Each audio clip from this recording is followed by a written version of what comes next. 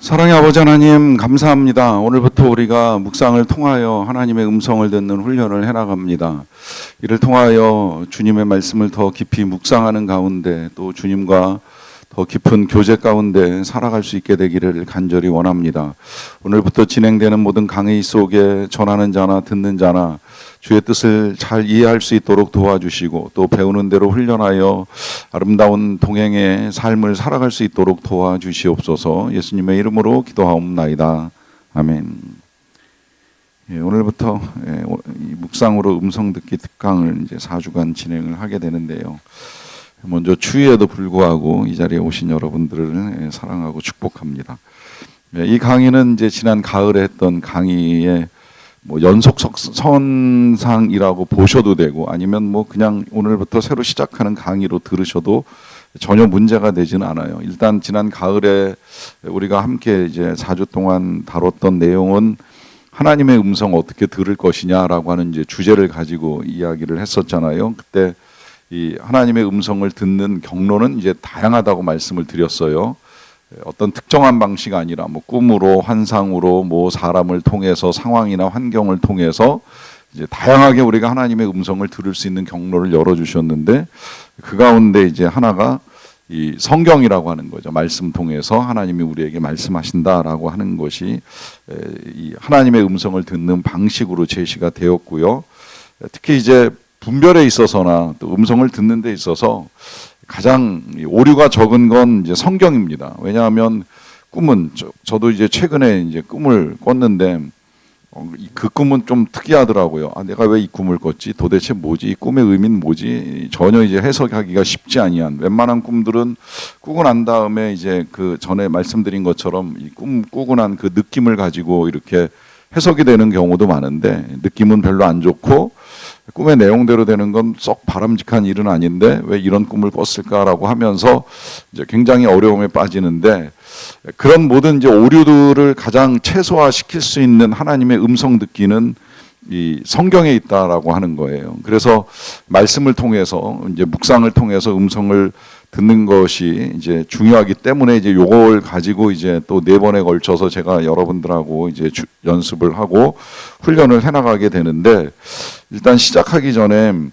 그 여러분들에게 지난번에 이 하나님의 음성 듣기 강의를 들으신 분이라고 한다면 그냥 질문하고 싶어요. 이 질문은 여러분들이 잘했냐 못했냐를 따지는 것이 아니라 이제 이런 훈련을 할 때에 그때도 몇 번 이제 강조를 해드렸는데 우리가 강의를 듣는 것보다도 더 중요한 건 이제 돌아가서 이제 훈련을 해야 되거든요.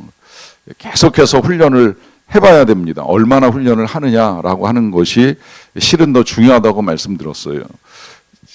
최근에도 제가 그런 이야기를 들었는데 자녀하고 대화가 어렵다고 이야기를 합니다.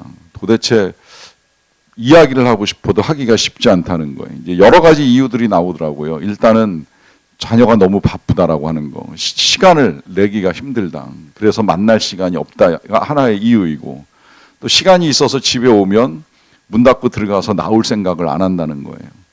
밥 먹으라 그러면 먼저 드세요라고 하고서는 같이 안 먹고 이제 다 식구들이 먹고 나면 그때 나와가지고 밥 줘 이제 이러면서 혼자 먹겠다고 이야기를 해요. 마주 앉아서 말을 시키면 기껏 하는 말이 네, 응, 몰라. 이게 다예요. 그리고는 더 말을 붙일래야 붙일 수 없는 분위기다 보니까 도대체 어떻게 해야 자녀하고 대화를 할지 모르겠다라고 하는 말씀을 하시는 부모님들이 여럿 계시는데 왜 그럴까요? 여러분 그 이유가 뭘까요? 어려서부터 훈련이 안 된 거예요. 애도 부모도 이 아이와 대화하는 게 훈련이 잘 안 되다 보니까 어느새 청소년이 되고 성인이 돼서 만나도 서로 할 말이 없어요. 여러분 실은 모든 관계가 그런 거 아시죠? 이게 꼭 부모 자녀뿐만이 아니라 부부간에도 신혼 때부터 대화하는 훈련이 이제 잘 안 되면 막 60 다 돼가지고 은퇴하고 난 다음에 부인 찾아와서 나랑 얘기 좀 할래? 나랑 좀 놀래? 그러면 놀아줄 짝이 없다고 보통 이야기 많이 하잖아요. 대화하는 훈련을 안 해보고 같이 놀아본 시간이 없는데 갑자기 놀자 그러면 그게 되겠어요? 쉬운 일이 아니죠. 이게 친구도 그렇잖아요. 오래간만에 친구 많아서 대화하려고 그러면 할 얘기 없어요. 되게 서먹서먹해요. 이 친구도 자주 만나고 여러 번 만나야 미주알 고주알 시시콜콜한 것까지 다 이야기를 하는 거지, 어느 날 갑자기 만난 친구하고 긴 시간을 대화한다 하는 거 굉장히 어려운 일이지요. 이게 모든 관계가 그렇습니다. 자녀든 부부든 친구든 심지어 하나님도 내가 하나님을 찾아본 적이 없는데 어느 날 갑자기 하나님 말씀 한번 해보실래요? 라고 한들 하나님의 음성을 듣겠습니까? 하나님이 말씀하시겠습니까? 그러니까 시간이 필요한 거예요. 시간을 내야 돼요. 연습을 하셔야 되고 자주 만나야 돼요. 제가 그런 사람 이야기를 들은 적도 있어요. 젊었을 때 굉장히 바쁘게 회사 생활을 한 사람인데 그 사람의 연애 스토리를 이제 최근에 듣게 됐어요. 어떻게 연애를 했느냐라고 했더니 저녁에 일을 하다가 6시, 7시 되면 이제 이 여자가 끝날 시간이 되는 걸 알고 그 회사에서 퇴근도 안 하고 나와가지고 이제 여자 일하는 데까지 찾아간대요. 그러면 퇴근할 때 기다렸다가 앞에서 만나가지고 같이 이제 가서 뭐 식사를 하던 뭐 커피를 마시러 가던 커피 마시고 여자가 일하는 집까지 데려다 주고 그러고 다시 회사에 와가지고 1시, 2시까지 이제 일을 하다가 퇴근을 하면서 연애를 해가지고 결혼에 골인했다는 이야기를 들었습니다. 여러분, 이 불가능한 이야기가 가능한 이유가 어디에 있겠습니까? 사랑하니까 시간을 내는 거예요. 아무리 바빠도 일단 시간을 내는 거예요. 시간을 내서 만나다 보면 관계가 형성되고 그 관계가 깊어지면 이제 그 관계에 따라서 열매가 맺힙니다. 이 원리는 사실은 뭐 이 큐티뿐만이 아니라 삶에 있어서도 굉장히 중요한 이야기이고 우리 신앙에 있어서도 되게 중요한 이야기인데, 첫째는 이제 시간을 내는 거예요. 시간을 내면서 만나잖아요. 자, 이 만남의 횟수가 반복되면 이제 관계가 형성되고 이 관계가 빈번해질수록 친밀감이 형성되잖아요. 이 친밀감이 깊어지면 깊어질수록 그 친밀감 끝에 열매가 있습니다. 이게 이제 남녀 사이라고 한다면 뭐 결혼도 하고 이제 자녀도 낳는 결과를 갖고 오는 이 친밀감이 이 열매라고 한다면 똑같아요. 하나님과의 관계에 있어서도 하나님에게 시간을 드리고 하나님을 만나면 하나님과의 관계가 깊어지면서 하나님과 친밀해지는데 그 열매가 뭐 성령의 열매가 되었건 아니면 뭐 영적 무장이 되었건 영적 성장이 되었건 어떤 형태로든 우리의 삶에 아름다운 열매로 나타난다는 거예요. 그런데 이 시간이 없으면, 이런 시간이 없이 교회만 드나들면 10년, 20년 세월 흘러도 여기까지밖에 있을까 말까 하니까 이제 여기 우리가 누려야 될 이 많은 은혜들을 경험하지 못하고 신앙생활을 하는 분들이 생각보다 많다는 거예요. 그래서 이제 이런 시간들을 통해서 제가 제일 먼저 알려드리는 건 어떻게 하나님과 친밀한 관계를 가져갈 것이냐라고 했을 때에 그때 이제 필요한 거 제일 먼저, 그래서 지난 9월 달에 8월 말에 기도에 대한 말씀을 드렸고, 그 다음에 이제 그러면 거꾸로 이제 하나님께로부터 우리는 어떻게 들을 것이냐라고 하는 걸 이제 11월 달에 한 거고, 이제 오늘은 그 하나님의 음성을 듣는 데 있어서 이제 우리가 잘 안 되니까 성경을 통해서 어떻게 들을 것이냐라고 하는 이제 걸 가지고 이제 4주 동안 여러분들하고 나누게 됩니다. 자, 이 묵상 저는 개인적으로 이제 배우는데 굉장히 오랜 시간이 걸렸어요. 제일 처음에 시작한 건 고등학교 1학년 때부터 시작을 했는데, 그때는 뭐 지금같이 무슨 생명의 삶이니 우리가 지금 보고 있는 큐팅이나 뭐 아니면 매일 성경 이런 책이 없었던 시절에 저를 가르쳐 주시던 선생님이 그냥 대학 노트 하나 준비하라고 하고서는 딱 종이 한 장 줬어요. 종이 한 장은 그때 이제 9월 1일부터 9월 말일까지 30일 동안 이제 묵상해야 될 본문, 요한복음 1장 몇 절부터 몇 절부터 시작해가지고 이렇게 한 10절 정도 내외로 해가지고 단락을 쭉 잘라놓은 것만 주시면서 하루에 요 단락별로 묵상을 해서 묵상한 내용을 대학 노트에 기록하라 라고 하는 게 이제 제가 배웠던 전부예요. 사실 어떻게 하는지도 잘 몰라가지고 뭐 이제 일주일 동안 하고 나면 주일날마다 모여서 제자 훈련할 때 선생님에게 노트 보여드리고 선생님이 하신 거 보여주는데 처음엔 되게 특이하게 하시더라고요. 어떤 때는 뭐 이렇게 문장 가지고 이제 성경 구절 한 구절, 뭐 태초에 말씀이 계시니라 요한복음 1장 1절이라고 하면 그 1장 1절 가지고 아, 태초에 말씀이 계셨다, 하나님이 계셨다, 뭐 예수님이 계셨다, 이 말씀이 지금도 계신다, 우리에게 역사하신다, 뭐 이런 식으로 이제 묵상을 하는 걸 보여주기도 하시고, 또 어떤 때는 뭐 이렇게 한 단어, 두 단어 내지는 이제 단락 전체를 가지고 묵상을 하시기도 하는데 되게 놀랬던 거는 어떤 날 그 선생님 노트에 쓰여 있는 묵상의 제목은 그러므로라고 하는 이제 접속사 하나였어요. 이게 이제 그날 선생님이 묵상하신 핵심 단어예요. 그러므로. 근데 이 접속사 하나를 가지고 엄청난 묵상을 하시더라고요. 하나님이 사랑하신다. 그러므로 우리는 사랑받는 자들이다. 하나님이 우리에게 이러한 일들을 이루신다. 그러므로 우리는 이제 하나님을 믿고 나아가야 된다라고 하면서 이 접속사 하나를 가지고 받은 바 은혜를 노트 한 바닥 써놓으시고 이제 묵상은 이렇게 해나가는 거야라고 하는 걸 이제 가르쳐 주셨어요. 이제 그렇게 해서 묵상을 배워가지고 뭐 고등학교 때 이제 열심히 묵상을 하는 훈련을 하면서 졸업을 했는데 문제는 이제 제가 일반 대학교 들어가서 공부를 하면서 또 공부만 한 게 아니라 이제 놀면서 묵상을 접어놓고 이제 안 하기 시작한 세월이 이제 수년의 세월이 흘렀죠. 그러다가 이제 군대 갔다 와서 제대하고 이제 조금 다시 시작을 하기는 했는데 그것도 이제 대학 졸업하면서 이제 또 중단이 됐어요. 그러다가 이제 사회생활 하면서는 묵상을 잘 못하다가 이제 신학교 들어가서 다시 이제 묵상을 해야 되겠다라고 하는 마음을 먹고 묵상을 시작을 했는데 하면 할수록 이제 그런 목마름이 좀 있었습니다. 잘하고 싶다. 기왕에 묵상을 하는 것 같으면 어떻게 해야 잘할까?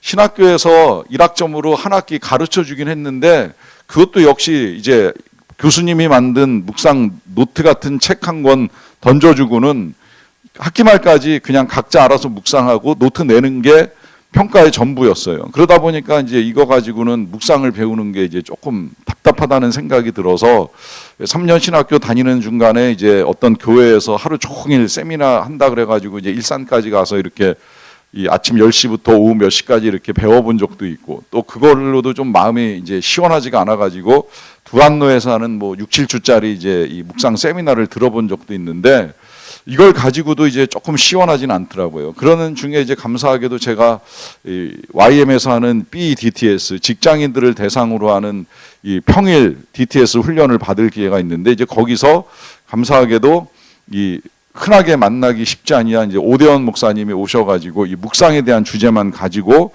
한 닷새 정도 이렇게 강의를 해주신 거예요.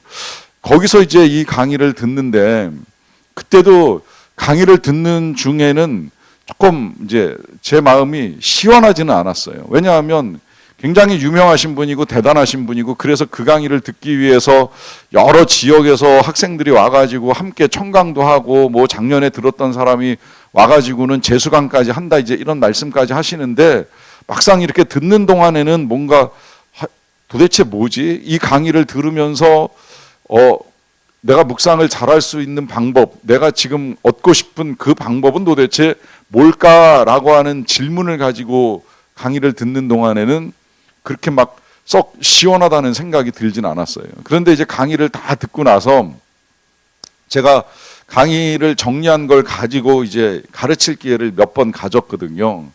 근데 나중에 생각을 해보니까 이제 배운 걸 가지고 정리도 하고 또 그분이 쓰신 책도 있고 그래가지고 이제 그걸 가지고 이제 준비를 하면서 이제 경험을 해보니까 그분이 방법에 있어서 전혀 안 가르쳐 준 거 아니에요. 오늘 제가 여러분들에게 가르쳐 드리는 방법에 있어서도 그분이 가르쳐 준 방법도 포함이 되기는 해요.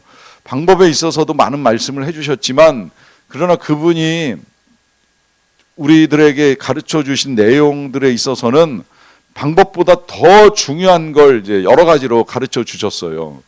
그걸 이제 제가 중간중간에 여러분들하고 이제 나누기는 할 터인데 이런 말씀을 제가 오늘 지금 길게 드리는 이유는 이제 방법만 가지고 이제 다룰 수는 없다는 거예요. 전에도 우리가 하나님의 음성 듣기 할 때 어떻게 듣지 하는 이 방법만 가지고 문제를 풀지는 않았잖아요. 방법은 다양한 경로가 있다는 걸 말씀드렸고 또 그 방법을 듣고자 하는 과연 이유는 무엇인가? 왜 듣고자 하는가? 들어서 호기심을 풀려고 하는 건가? 그저 단순히 알고 싶은 이유뿐인가? 아니면 그 음성을 들으면서 궁극적으로 우리가 이루어가야 할 것이 뭐냐라고 하는 걸 다시 질문을 해야죠. 그래서 지금 서두에 이 말씀을 다시 정리해서 드리는 거예요. 우리의 궁극적인 방향은 묵상 잘하자 아닙니다. 방법을 어떻게 좀 한번 취해보자가 아니에요. 시간을 내고 하나님을 만나면서 하나님과의 관계가 더 깊어지는 가운데 어떤 열매를 하나님이 주시는가, 그 열매를 누리는 데까지 나아가는 것이 이 전반적인 강의의 흐름이고 내용이라는 사실을 알려드리는 거예요. 그래서 이제 필요한 건 여러분들이 저한테 듣는 것도 필요하지만 여러분들이 댁에서 시간을 내셔야 돼요. 전에도 말씀드렸듯이 여기서 저한테 듣는 걸로 끝나면 안 됩니다. 물론 뭐 오늘 당장 이제 돌아가셔서 내일부터 하시라고까지는 말씀을 못 드리겠어요. 그런데 적어도 이제 2과 3과 정도 지나갈 때쯤 되면 3과에서는 실습도 할 거예요. 그러니까 3과 정도 지나갈 때쯤 되면 그때부터는 그 실습한 방식대로 여러분들이 여러분들의 가정에서든 회사에서든 시간을 내서 하는 훈련을 해보시다라고 하는 말씀을 드리는 겁니다. 자, 요는 시간을 내지 않으면 안 된다는 거예요. 시간을 내는 것이 왜 중요하냐라고 말씀을 드리자면 이건 예수님도 하셨어요. 우리 예수님이 뭐 능력이 없으셨겠습니까? 지혜가 없으셨겠습니까? 그런데 우리 예수님조차도 매일 아침이면 이른 새벽에 한적한 곳에 가서 기도하는 시간을 가집니다. 하나님을 만나는 시간을 가지는 거예요. 왜? 그러고 하루를 시작하시는 거예요. 거기서부터 하나님과 함께하는 시작이 이루어지는 겁니다. 이게 이제 너무 중요하다 보니까 하나님이 계명을 주실 때도 안식일을 명령하셨잖아요. 왜 그럴까요? 시간을 내라는 거예요. 일주일 바쁘게 살지 말고 일만 하지 말고 적어도 일주일에 하루는 시간 내서 만나자는 거죠. 하나님이 만나자고 하시는 거예요. 다른 거 하지 말고 하나님을 찾는 시간, 만나는 시간 가지는 것이 필요하다는 것인데 이 하나님을 만나는 시간이 일주일 중에 주일 하루라도 다행이긴 하겠지만 매일 아침에 여러분 시간을 낸다고 생각을 해보세요. 첫 시간을 하나님과 가진다고 생각을 해보세요. 생각보다 굉장한 능력이 나타납니다. 이제 나중에 어떤 능력 나타나는지 보실 터인데 일단은 시간 내서 묵상하시기를 부탁을 드리면서 이제 오늘 다루는 첫 번째 문제는 하나님의 말씀의 능력을 이제 배우게 될 텐데요. 자, 이 말씀의 능력을 먼저 다루고 진행하는 이유가 있습니다. 그것은 앞으로는 이제 이 성경을 가지고 묵상하고 음성 듣는 걸 여러분들하고 한다고 말씀을 드렸잖아요.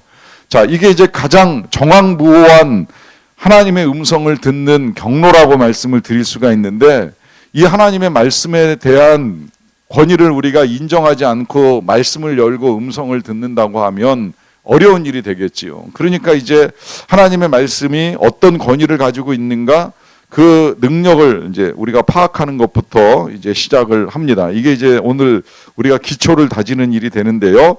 첫째로 말씀은 생명을 낳습니다. 말씀은 생명을 낳는다. 요한복음 6장에서 예수님 하시는 말씀입니다. 살리는 것은 영이니 육은 무익하니라. 내가 너희에게 이른 말은 영이요 생명이라라고 하시면서 주님의 말씀이 생명이라라고 하는 걸 이제 바로 선포를 하십니다. 자, 이 생명이라고 하는 거 아시죠? 생명은 자랍니다. 그러니까 말씀을 우리가 묵상을 하고 말씀을 잘 받아들인다면 우리가 자라갈 수 있다라고 하는 것이고 자라는 그 결과의 끝이 여기 지금 말씀드린 것처럼 열매로 나타나게 된다라고 하는 것이죠. 반대로 생명이 멀어지거나 우리가 생명을 떠나게 되면 죽잖아요. 그러니까 성경을 멀리하면 우리의 영이 죽어가는 건 너무나도 당연한 일이 될 수밖에 없다라고 하는 것이죠. 그래서 이 말씀을 근거로 해서 이제 우리가 묵상을 하게 되는 것이고요. 자, 그 다음에 이번에 말씀은 길을 인도합니다. 이때 길은 인생길이겠지요. 우리의 삶의 길을 인도한다는 거예요. 시편에서 아주 기가 막힌 고백 한 번쯤은 다 들어보셨을 것인데 주의 말씀은 내 발의 등이요 내 길의 빛이니이다라고 해요. 자, 발의 등, 길의 빛이 필요한 건 캄캄한 밤에 어디로 가야 될지 우리가 방향을 찾기 위해서 필요한 것인데 문제는 이 발의 등, 길의 빛이 오늘날 같이 무슨 환하게 비치는 가로등이나 아니면 자동차의 헤드라이트 같이 이렇게 멀리 쏴서 볼 수 있는 그런 등이나 빛이 아니라고 하는 거예요. 당시의 등불은 길어야 몇 미터밖에 볼 수 없는 그런 빛이었던 거예요. 이게 중요합니다. 왜 중요하냐면 하나님이 그렇게 우리를 인도하신다는 거예요. 하나님은 물론 멀리 그림을 그리고 약속을 하고 우리의 삶에 비전을 주실 때도 있어요. 아브라함에겐 그러셨어요. 너를 큰 민족 이루게 해주시겠다. 또 이제 땅을 주시겠다라고 하는 말씀을 하셨는데, 그런데 실상 오늘날 우리가 살아가는 삶에 있어서는 하루하루 하나님이 우리에게 필요한 등불을 비춰 주신다는 거예요. 그러니까 이 등불을 받아들이지 아니하고 하루를 사는 건 어둠 속을 헤매는 것과 크게 다르지 않을 것이다라고 하는 것입니다. 여러분, 이걸 이렇게 이해하셔도 좋을 것 같아요. 전쟁터에서 이 상관이 이제 부하를 전쟁터에 내보내면서 지도를 주면서 이 방향으로 가라, 이쪽으로만 가야 된다라고 하는 지시를 내렸는데, 그 지시를 무시하고 가고 싶은 대로 가면 어떤 일이 벌어지겠습니까? 적의 총알이 날라오거나 지뢰를 밟을 수도 있는 거예요. 그만큼 위험하기 때문에 지도가 필요하고, 그 지도를 상관으로부터 받았다면 지도를 따라가야 되는 거예요. 이거 요즘 말로 하면 내비게이션 따라가야 된다라고 하는 말씀들을 하기도 하는데, 여러분, 그렇다면 우리 인생의 내비게이션이 성경이라고 보시면 되는 거예요. 이걸 매일 보고 매일 듣고 하면서 가야 하는 것이 틀림없다는 이야기입니다. 자, 그 다음에 이제 세 번째로, 말씀은 하나님의 다림줄입니다. 요건 이제 아모스 선지자가 환상을 통해서 본 것인데, 요 다림줄은 아시겠죠? 건축할 때 이렇게 추를 내려가지고서 이제 이 수직의 기준을 잡는 선인데, 요 기준에 따라서 이렇게 돌을 쌓아 올라가기 시작을 하잖아요. 근데 여러분, 이 선이 없으면 때때로 이제 이 삐뚤어된 건축을 하면서 생각보다 엉뚱한 방향으로 건물이 지어질 수 있다는 거예요. 그러니까 우리의 인생을 바르게 지어 올리려고 한다면, 창수에 넘어지지 않는 집을 지으려고 한다면 기준선이 분명해야 되는데, 이 기준선이 뭐다? 하나님의 말씀이다라고 하는 이야기입니다. 자, 그 다음에 네 번째로, 말씀은 삶을 변화시킵니다. 변화시킬 수 있는 이유는 하나님의 말씀이 살아있고 활력이 있기 때문이죠. 살아있고 활력이 있다는 말 자체가 생명력이 있다는 것이고, 그 생명력이 있는 말씀이 좌우의 날선 어떤 검보다도 예리해서 혼과 영과 관절 골수를 다 찔러 쪼개기까지 하며 우리의 마음과 생각까지 판단하고 우리의 삶을 변화시켜 주신다는 거예요. 변화시켜 주신다. 그래서 이제 말씀의 능력을 우리가 신뢰할 수 있고요. 자, 5번에는 말씀의 약속이 있다고 합니다. 어떤 약속인가? 요한복음 15장 7절인데요. 요건 같이 한번 읽어보겠습니다. 시작. 너희가 내 안에 거하고 내 말이 너희 안에 거하면 무엇이든지 원하는 대로 구하라, 그리하면 이루리라 합니다. 자, 너희가 무엇이든지 원하는 대로 구하라, 그리하면 이루리라. 이 참 기가 막힌 약속이에요. 우리가 구하는 대로 주시겠다라고 하는 하나님의 약속, 예수님의 약속인데, 단 한 가지 부탁을 합니다. 너희는 내 안에 거하여야 되고, 우리는 하나님의 말씀이 우리 안에 거하여야 된다는 거예요. 자, 하나님의 말씀이 우리 안에 거하여야 한다는 이 말이 무엇이겠습니까? 우리가 하나님의 말씀을 묵상하고 듣고 그 말씀이 우리의 생각을 지배하게 될 때, 그때 이제 우리가 무엇이든지 원하는 대로 구하면 하나님이 이루신다라고 하는 분명한 약속을 주신 것이죠. 이 약속, 또 약속으로만 끝나는 것이 아니라 그 다음에 이제 6번으로 넘어가게 되면 그 약속은 성취가 됩니다. 말씀은 모든 것이 성취가 된다는 거예요. 그래서 하나님이 이사야 선지자를 통하여 말씀하시기를, 내 입에서 나가는 말도 이와 같이 헛되이 내게로 되돌아오지 아니하고 나의 기뻐하는 뜻을 이루며 내가 보낸 일에 형통하리라 라고 하는 말씀을 하십니다. 자, 그러면 이제 하나님의 말씀은 하나님의 뜻을 이루고 형통한 성취를 이루어 가는데, 자, 이걸 아까 제가 여기 말씀드렸던 이 흐름을 가지고 여러분들이 이해를 하셔도 좋을 것 같아요. 자, 뭐냐면 여기에 지금 이제 시간을 내잖아요. 시간을 내서 만난다는 건 이제 말씀을 본다, 내지는 말씀을 묵상한다, 말씀을 매개로 해서 하나님을 만난다라고 하는 거잖아요. 자, 그러면 말씀을 통해서 이제 우리가 받는 바 약속이 있을 겁니다. 그 약속이 성취가 된다라고 한다면 그 성취가 뭐예요? 성취가 결국은 이제 이 열매들이 되는 거예요. 자, 이 열매들이 맺힐 때에 어떤 반응이 나오게 될까요?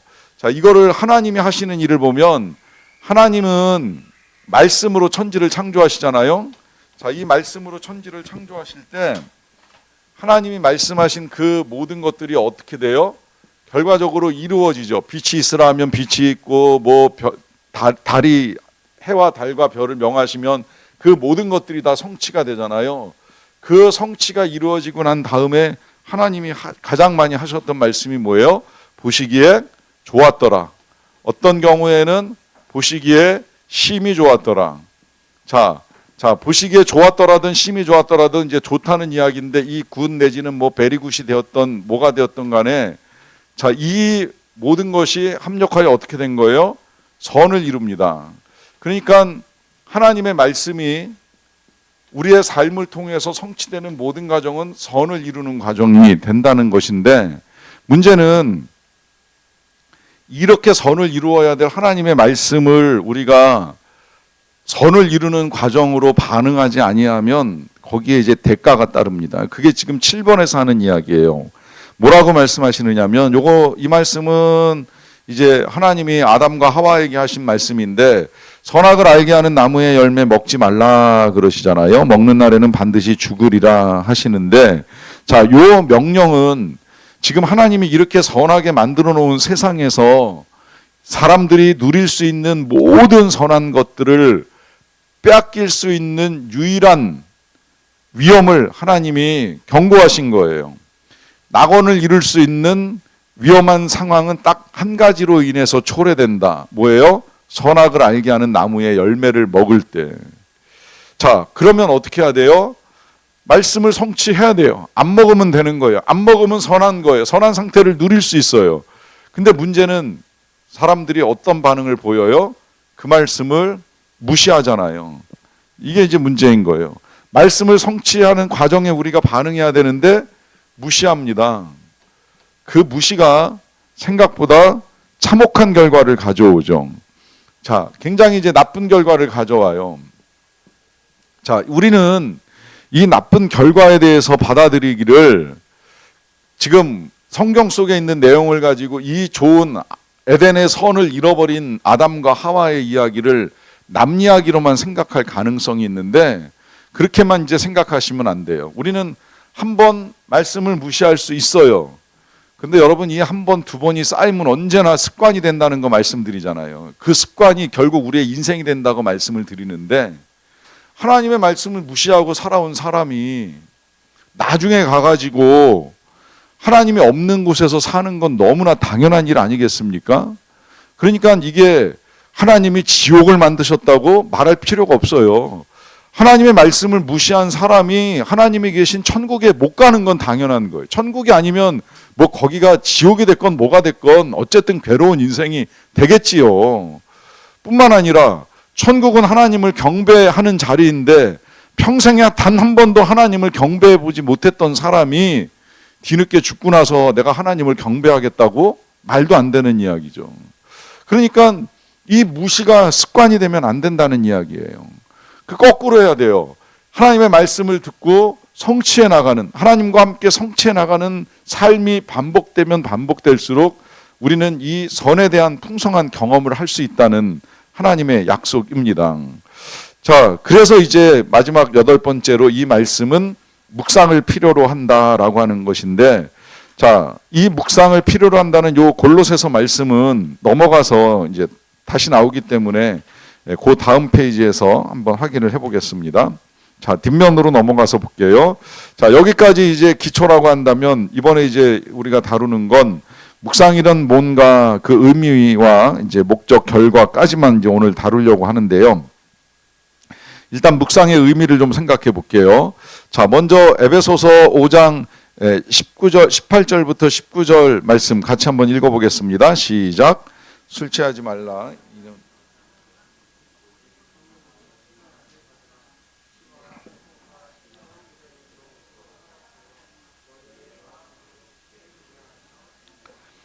예, 어려운 말씀은 아니라고 생각을 하는데, 자, 오직 성령으로 충만을 받으라. 그 충만의 열매가 또 여기 쭉 열거되어 있죠. 시도 쓰고 찬송도 하고 노래도 하고 화답하고 뭐 이제 여러 가지를 하게 된다. 그러니까 술에 취하지 말고 성령에 취하라. 술로 충만하지 말고 성령으로 충만하라라고 하는데, 자, 이 성령의 충만함 도대체 뭐냐라고 했을 때에 요 똑같은 내용을 담고 있는 골로새서에서는 조금 다르게 표현한다는 거, 요거 제가 지난 6월 창립주일 성령 강림 주일에 한번 다루었던 말씀이에요. 뭐라고 말씀하세요? 그리스도의 말씀이 너희 속에 풍성히 거하는 것, 이게 성령의 충만함이에요. 그러면 위에 있는 내용하고 그 뒤엔 똑같아요. 시와 찬송, 노래 부르며 감사하고 찬양하고 한다. 결국 성령의 충만함은 뭐라고요? 말씀이 우리 안에 풍성하게 거하는 거. 여러분, 이거 중요합니다. 물론 성령의 충만함은 기도하면서도 임할 수 있고요, 찬양하면서도 경험할 수 있어요. 기도하다가 방언 받고 방언 터진 사람도 있고요, 찬양하다가 특별한 하나님의 임재를 경험할 수 있어요. 그런데 자칫하면 그 찬양이나 기도 가운데 우리가 느끼는 충만함은 경우에 따라서는 성령의 충만함일 수도 있지만 감정의 충만함일 수도 있어요. 노래하다가 감정에 북받쳐서 눈물이 나고 하는 것, 이게 나쁘다는 이야기를 하는 게 아니에요. 이게 삶에서 열매 맺지 못하는 이유 중에 하나는 말씀에 기반이 없기 때문입니다. 그러면 한순간은 충만하다고 착각을 하는데 일상에서는 충만하게 살지를 못하는 거예요. 매일, 정말 매일 성령으로 충만하려면 매일 말씀을 묵상해야 돼요. 그리스도의 말씀이 우리 속에 거해야 돼요. 그래서 묵상이 도대체 뭐야? 라고 하는 질문을 할 때 제일 먼저 나오는 첫 번째 답은 뭐겠어요? 그리스도의 말씀이 내 속에 어떻게 거한다? 풍성하게 거하는 것이다 라고 하는 것. 이것이 첫 번째 이제 묵상에 대한 정의입니다. 묵상이란 뭔가? 말씀이 풍성히 내 안에 거하는 것이다. 그러려면 어떻게 해야 되느냐라고 했을 때 이 풍성함, 우리가 하나님의 말씀을 후루룩 읽고 지나가는 것이 아니라 이 말씀이 내 안에서 살아 역사할 수 있도록 깊이 있게 생각하고 고민하고 되뇌이고 또 되뇌이고 실천해 보는 것이죠. 이게 이제 첫 번째 묵상이라고 할 수가 있겠고요. 자, 그 다음에 이제 두 번째, 묵상은 대화입니다. 대화. 자, 왜 묵상이 대화인가? 일단은 그 밑에 보시면 2번 묵상의 목적과 결과라고 되어 있는 거기에 시편 16편 8절 말씀 조금만 볼게요. 내가 여호와를 항상 내 앞에 모심이요 그래요. 자, 하나님을 내 앞에 모신다는 건 하나님과 마주 앉는다는 걸 말하는데 왜 마주 앉아요? 대화하려고 마주 앉는 거예요. 그러니까 묵상은 하나님과 함께하는 대화의 시간입니다. 어떻게 보면 기도는 일방적으로 내가 하나님께 나 혼자 말하는 시간이라면 이제 묵상은 좀 달라요. 묵상은 하나님께서 말씀하시는 걸 내가 듣기도 하고 또 내가 하고 싶은 말을 하나님께 드리기도 하는 시간이에요.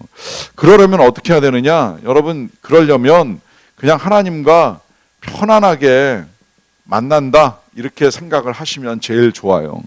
하나님과 편안하게 만나는 시간이 묵상이다.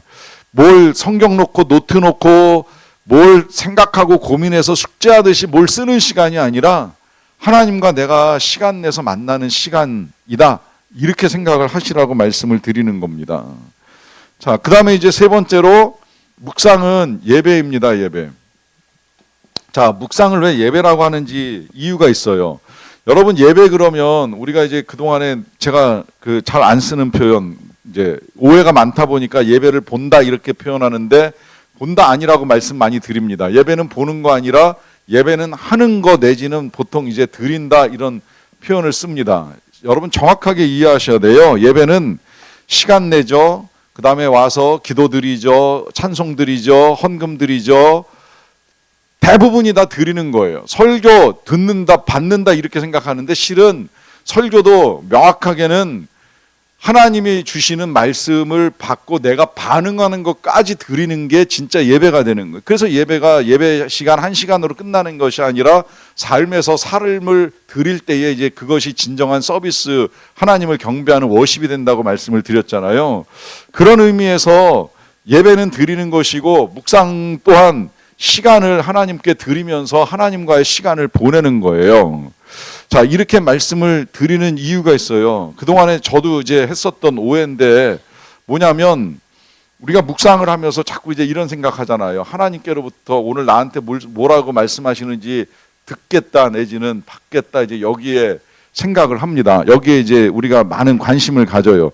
물론 하나님이 말씀하시는 시간이니까 우리가 들을 수도 있고 받을 수도 있어요. 그런데 여러분, 제가 아까 말씀드린 저의 묵상을 기간으로 따지면 뭐 중간에 공백기가 좀 있긴 했지만 고등학교 1학년 16부터 시작한 걸로 계산하면 몇 년 한 거예요? 44년을 했어요. 매일같이 묵상을 하면서 늘 하나님의 말씀을 받고 들었을까요? 아니지요. 매일 그럴 수는 없죠. 들리는 날도 있고 안 들리는 날도 있어요. 여러분 묵상하다 보면 그런 경험 하신 분들도 계실 거예요.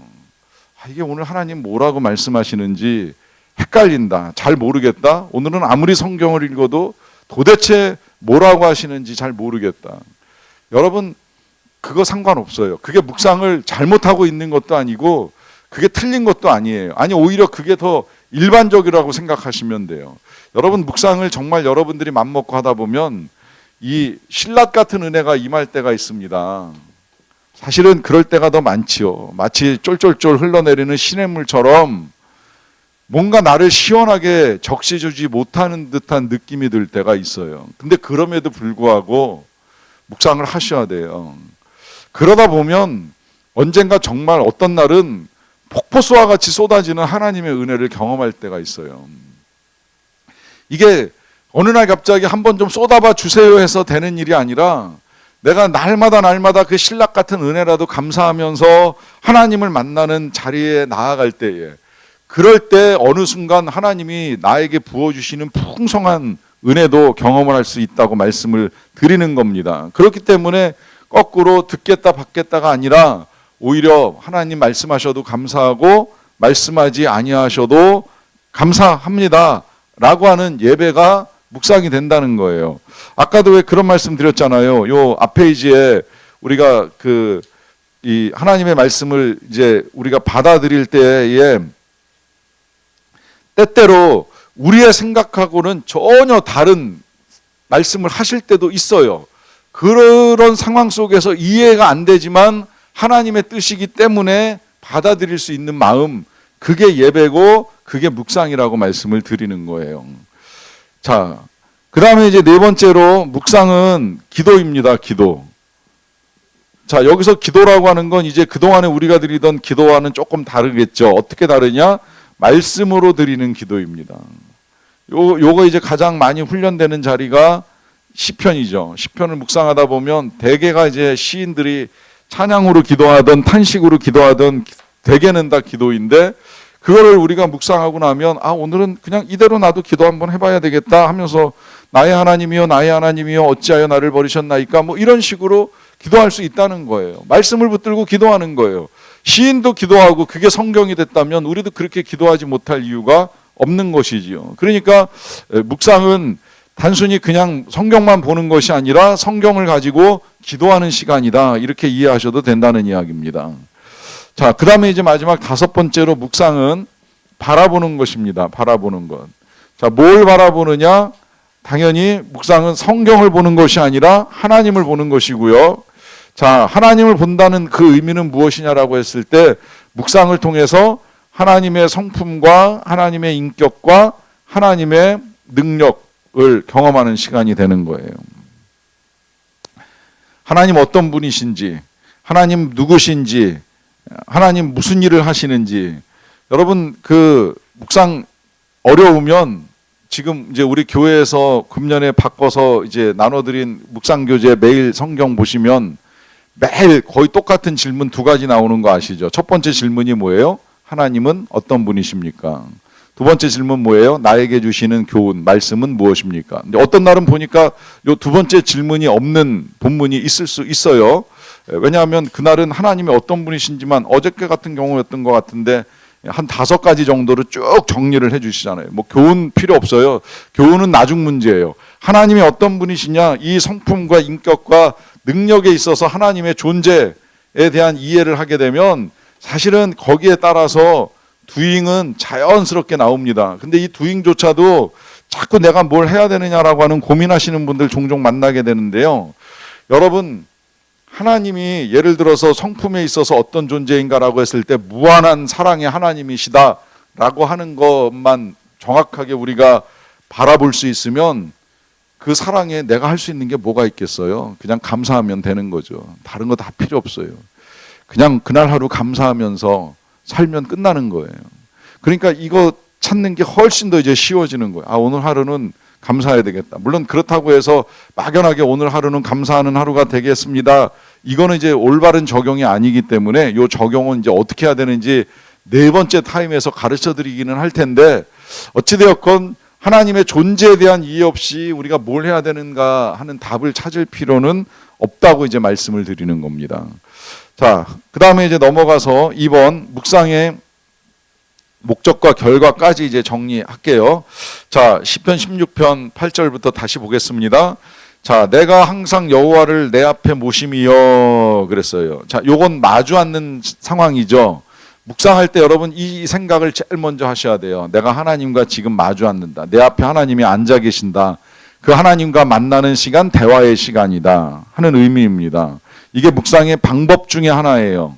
자, 그 다음 절 보세요. 그가 나의 오른쪽에 계신다. 이번에 또 말이 바뀌었어요. 아까 좀 전에는 앞에 모신다고 하더니 이번에 오른쪽에 계십니다. 어떤 의미예요? 여러분, 요 상황은 우리가 이 가회 공부할 때 생각하시면 돼요. 선생님이 학생 오른쪽에 앉아서 공부를 지도해 주잖아요.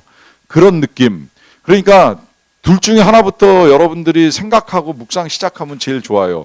하나님 앞에 계셔서 대화하시든지 옆에 계셔서 가르쳐 주시든지 하나님과 함께 하겠습니다. 왜?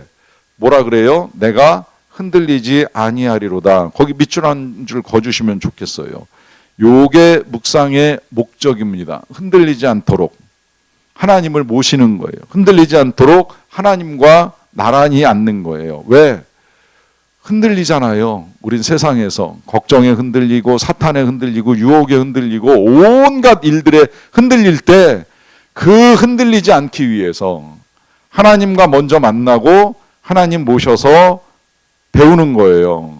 어떤 결과가 나타나느냐? 9절 이러므로 나의 마음이 기쁘고 영도 즐거워하고 육체도 안전해진다고 합니다. 자, 마음, 영, 육체 모든 것들이 안정을 찾아요. 평안하고 기뻐요. 하나님과 함께 하니까. 왜 그럴까요? 이유 10절 이는 주께서 내 영혼을 수월해 버리지 아니하시며 주의 거룩한 자를 멸망시키지 않으실 것임이니이다. 이제 확신하는 거예요. 아, 하나님이 날 안 버리는구나. 지옥에도 안 버리고 죽음으로도 안 버리고 멸망하지 않게 하시는구나.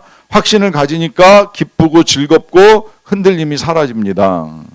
그러면서 이제 또 하나의 결과를 제시합니다. 자, 주께서 생명의 길을 내게 보이시리니. 자, 요 생명의 길을 보이시는 것이 아까 그 말씀의 권위에서 나온다고 말씀드렸잖아요. 말씀 자체가 생명이고 말씀이 우리의 길을 인도한다. 왜냐하면 말씀이 곧 하나님이시니까 하나님이 말씀을 통해서 우리를 인도하시는 건 틀림없는 사실이죠. 그러다 보니까 주의 앞에 충만한 기쁨이 있다. 그러니까 하나님과 마주 앉았을 때 기쁨을 얻고 또 주의 오른쪽에서 동행할 때 영원한 즐거움이 있다라고 하는 이 말씀을 통해서 이제 묵상의 또 다른 결과가 다시 기쁨과 즐거움으로 나오는 걸 분명하게 확인할 수 있습니다.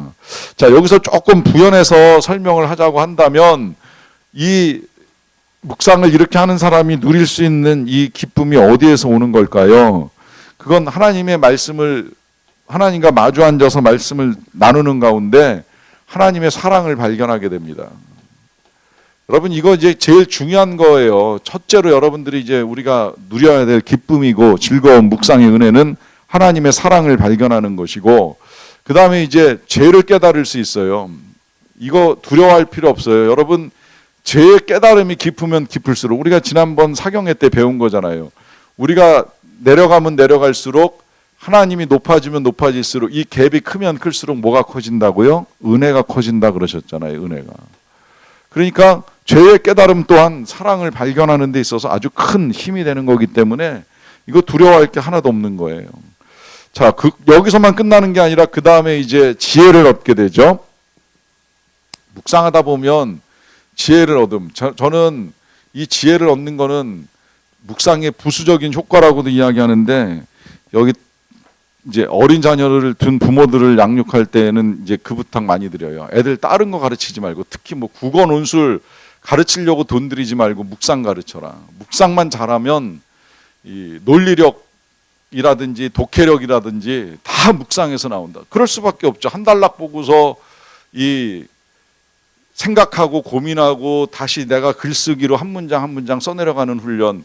여러분, 제가 띄엄띄엄 하기는 했지만 그래도 고등학교 1학년 때부터 한 그 묵상이 제 삶의 글쓰기에 얼마나 큰 영향을 미쳤는지요. 저는 글을 써서 보는 시험을 두려워해 본 적이 없어요. 그걸 많이 알아서가 아니라 그냥 쓰는 것 자체가 훈련이 돼버린 거예요. 그러니까 알아도 쓰고 몰라도 쓰고 어쨌든 백지로 이 시험지를 내는 일은 거의 없었다고 생각을 해요.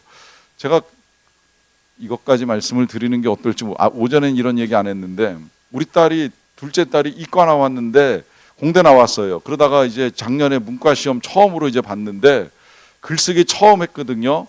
그런데 생각보다 점수가 되게 잘 나왔어요. 왜 그런가 했더니 걔가 묵상훈련 초등학교 때부터 아버지 잘못 만나가지고 하는 바람에 어쨌든 글쓰기 훈련이 되어 있었던 거예요. 걔도 내가 생각할 때는 띄엄띄엄 했던 아이예요. 공대 가면서는 본인 스스로도 그래요. 계산은 많이 해봤지만 글은 써온 적은 없다고 이야기하더라고요. 근데 태국에 선교 나가 있을 때 이제 계속 묵상한 거를 이제 저하고 이렇게 공유를 했었거든요.